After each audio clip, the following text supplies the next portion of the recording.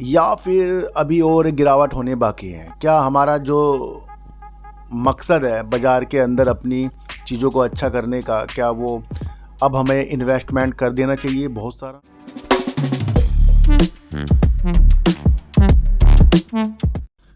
नमस्कार, आप देख रहे हैं डीप सर 6। और आज की बाज़ार की तेज़ी का अगर हम बात करें, जो दो गिरावट हमारे सामने पहले हो चुकी हैं, उसके बाद ये जो तेज़ी है इसने सबके गमों को भुला दिया। क्या ये जो तेज़ी आज की है इससे हम क्या अंदाज़ा लगाएं कि बाज़ार में सब कुछ सही हो गया है या फिर अभी और गिरावट होने बाकी है? क्या हमारा जो मकसद है बाज़ार के अंदर अपनी चीज़ों को अच्छा करने का, क्या वो अब हमें इन्वेस्टमेंट कर देना चाहिए बहुत सारा? देखो सर, हमें एक चीज़ भी समझनी है कि हिडनबर्ग मामला अभी शांत नहीं हुआ है।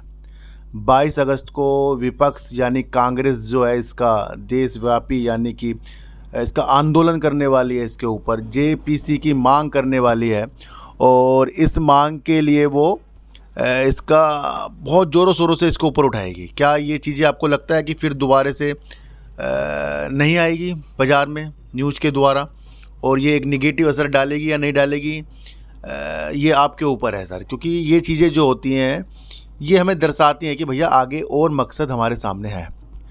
दूसरा, अगर मैं आपको एक चीज़ बताऊं कि अफ्रीका से एक न्यूज़ निकल कर आ रही है जहां पर एम पॉक्स जो है, एक मोंकी पॉक्स, एक बीमारी आ रही है जो WHO उसको एक इमरजेंसी घोषित कर रहा है, यानी कि वर्ल्ड हेल्थ इमरजेंसी घोषित कर दिया WHO ने। और ये कहा है कि भैया ये तेज़ी के साथ बढ़ रहा है और इससे अफ्रीका में काफ़ी मौतें हो रही हैं और देशों में भी ये फैल सकता है। तो यहाँ से भी एक निगेटिव न्यूज़ हमारे बाज़ार के लिए आ रही है। एक निगेटिव न्यूज़ होगी भैया विपक्ष इस मामले को उठाएगा, हिडनबर्ग वाला मामला है। दूसरा, ये मोंकी वाला जो आपको मैंने बताया कि भैया एक नई बीमारी अफ्रीका से आ रही है, ये भी एक इस चीज़ की दृष्टि है। तो बाज़ार में हमें अभी बहुत अपने कदमों को भैया शांत करके चलना पड़ेगा। अभी कुछ भी बाज़ार में वो अच्छा नहीं जो हमें इस तेज़ी से हमें लुभाए। तो हमें हमारे पास पैसा होना चाहिए। आगे मार्केट की जो भी चीज़ें होंगी उसके अंदर मतलब गिरावट होंगी अगर, तो हमारे पास पैसा होना चाहिए। अच्छा, इन सारी चीज़ों से आप देखिए कि अगर हिडनबर्ग से कुछ प्रॉब्लम हो रही है, अडानी का नाम आ रहा है, तो वहाँ पर अडानी अपना पूर्णतया काम कर रहा है।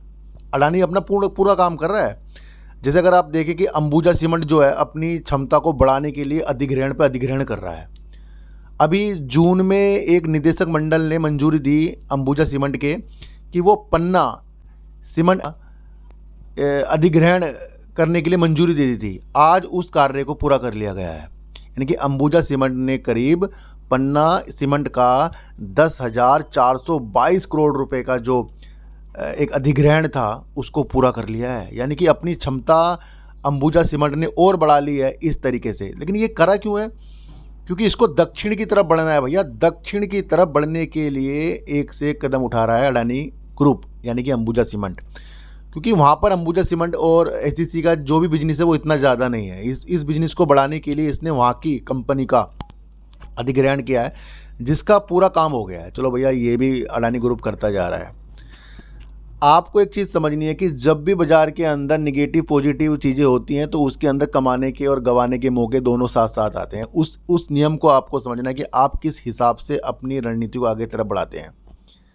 कल मैंने आपके लिए सुजलोन के ऊपर जो एक वीडियो बनाई थी उसके अंदर भी मैंने आपको समझा दिया था। मैंने कहा भाई, बड़े बड़े विश्लेषक कह रहे हैं भैया अपना आधा प्रॉफिट बांध ले। और आज भी एक न्यूज़ है कि विश्लेषक कह रहे हैं भैया कि भैया विवेकपूर्ण यानी कि अपनी बुद्धि के अनुसार रणनीति बनाएं और आंशिक रूप से प्रॉफिट बुक किया जा सकता है, और बाकी चीज़ें आगे का प्रॉफिट लेने के लिए जोखिम उठाए जा सकते हैं। कुछ हम जो भी काम कर रहे हैं ना शेयर मार्केट में, वो जोखिम है। हमने कोई भी शेयर लिया आगे की प्रॉफिट के लिए, तो हमें नहीं पता वो प्रॉफिट आएगा या लॉस आएगा, पर वो जोखिम हो गया हमारे लिए। ज़रूरी नहीं प्रॉफिट आएगा आगे, पर जोखिम हो गया कि हमने अगर आज HDFC बैंक के शेयर लिए तो ज़रूरी नहीं ऊपर भागेगा, नीचे भी जा सकता है। तो ये जोखिम को पहचाने और अपना आधा प्रॉफिट बुक करो। आधा इस जोखिम को झेलने के लिए आप आगे तक जा सकते हैं, ये भी विश्लेषक कह रहे हैं। तो सीधा सीधा ये बता रहे हैं भैया अपना थोड़ा बहुत प्रॉफिट ले लें। ये मैं नहीं कह रहा हूँ भैया, विश्लेषक कह रहे हैं। और इनकी एक मीटिंग है 10 सितंबर की, ये भी मैंने आपको कल बता दिया था। ये भी सारी चीज़ न्यूज़ आई है। दूसरी एक न्यूज़ निकल कर आई है टैक्स मेको रेल में। नुमामा कह रहा है भैया 35% तक की उछल सकता है। अब नुमामा ने हमें बता दिया कि 35% तक के टेक्समेको रेल उछल सकता है, क्योंकि रोलिंग स्टॉक के ऊपर और इसका जो रिजल्ट आया उसको अच्छी तरह भाप रहा है नुमामा। और नुमामा ने हमें बता दिया कि टेक्समेको रेल जो है 331 रुपये तक जा सकता है। इसने पहले भी इसके टारगेट दिए थे 331 रुपये के, अब फिर से उसके टारगेट वो 331 रुपये के नुमामा दे रहा है।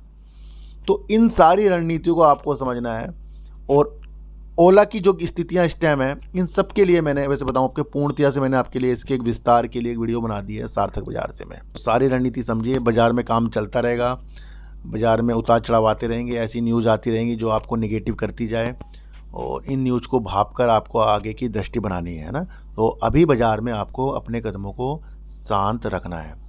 अगर आपको ओला की रणनीतियाँ, टैक्समेको की रणनीतियाँ, सुजलोन की रणनीतियाँ, बाज़ार में क्या आगे होने वाला है उसकी रणनीतियाँ समझनी है, तो सार्थक बाज़ार से में आप चैनल में आ सकते हैं ना। तो अपनी चीज़ों को अच्छा करते जाइए, न्यूज़ को समझते जाइए, और सबसे ज़्यादा खुद को मजबूत साइकोलॉजी से करते जाइए। तो फिर मिलेंगे आपसे वीडियो के साथ, जब तक के लिए नमस्कार।